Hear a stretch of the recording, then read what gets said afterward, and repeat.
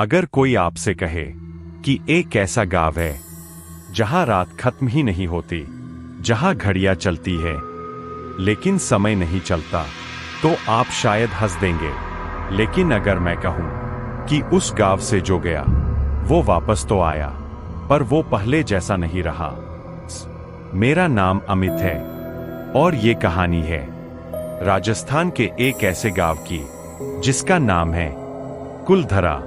मैं, मेरी पत्नी नेहा और हमारा 8 साल का बेटा आरव, हम लोग जैसलमेर घूमने आए थे। रेत के टीले, पुराने किले और हर मोड़ पर जुड़ी कहानियां। एक शाम हमारे ड्राइवर ने पूछा, साहब कुलधरा देखा है क्या? मैंने मुस्कुरा कर कहा, वही भूतों वाला गांव। ड्राइवर मुस्कुराया नहीं, बस इतना बोला, दिन में जाना, शाम होने से पहले लौट आना।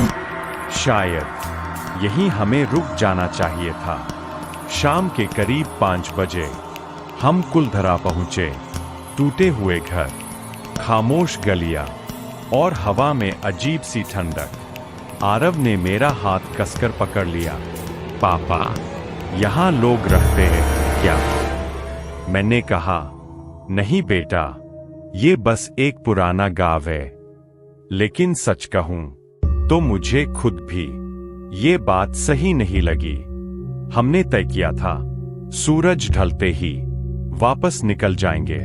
मैंने घड़ी देखी, 6:40। कुछ देर बाद फिर देखा, अब भी 6:40। नेहा बोली, घड़ी खराब है क्या?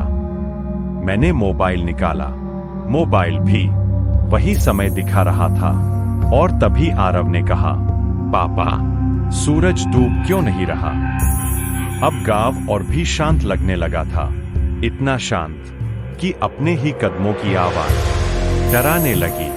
ऐसा लग रहा था जैसे कोई हमें देख रहा हो, हर खाली खिड़की से, हर अंधेरे दरवाजे से। नेहा ने धीरे से कहा, अमित, चलो यहां से चलते हैं। हम मुड़े, पर जिस रास्ते से हम आए थे वो रास्ता मौजूद ही नहीं था।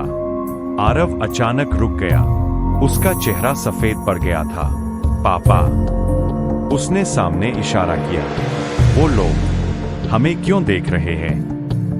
मैंने सामने देखा, वहां कोई नहीं था। कौन लोग? मैंने पूछा।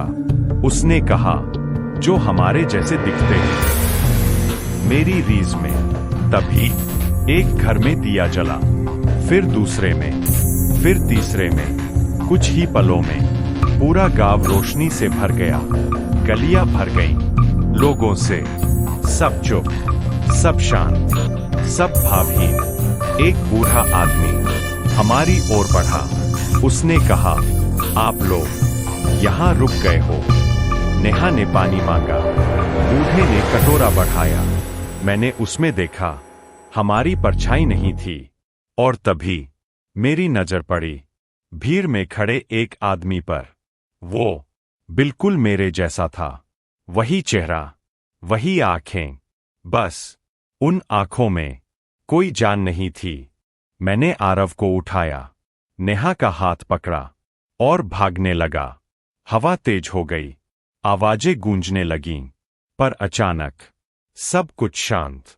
अचानक जब आंख खुली तो सूरज निकल चुका था। हम गाड़ी में थे, पीछे कुलधरा फिर से खाली था, जैसे कुछ हुआ ही न हो। घर लौट आए, जिंदगी फिर सामान्य हो गई। लेकिन एक रात आरव ने नींद में कहा, पापा, आज गांव सो जाएगा न? मैंने पूछा, कौन सा गांव? वो मुस्कुराया, कुलधरा। हल्की सांस, कुछ जगहें छोड़ी नहीं जाती, वो हमें कभी नहीं छोड़ती।